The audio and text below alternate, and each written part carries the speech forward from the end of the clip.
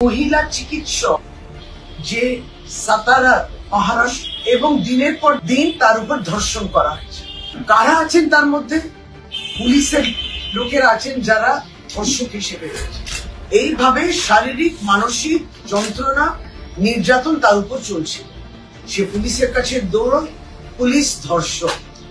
এমন অবস্থায় নিরুপায় ভারত কি বেটি, ভারতবর্ষের সন্তান মহিলা চিকিৎসক, সেই মেয়েটি আত্মহত্যা করে এবং কোথাও যদি আত্মহত্যা এবং মৃত হওয়ার পরে যাকে সে জাস্টিস পেতে পারে তার জন্য সে তার নিজের হাতের তালুতে লিখে দিল যে কারা কারা এই মৃত্যুর জন্য দায়ী।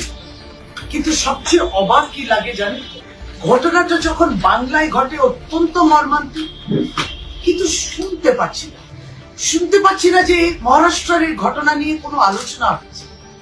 মহারাষ্ট্র এই ঘটনা নিয়ে ভারতীয় জনতা পার্টি মুখ্যমন্ত্রী মহারাষ্ট্রে কিছু বলছেন, কিন্তু বাংলায় হলে পরে অন্তত জাতীয় মহিলা কমিশনকে পেয়ে যেতাম। কিন্তু কই, দেখতে পেলাম না নাকি যে জাতীয় মহিলা কমিশন গেছে কিনা।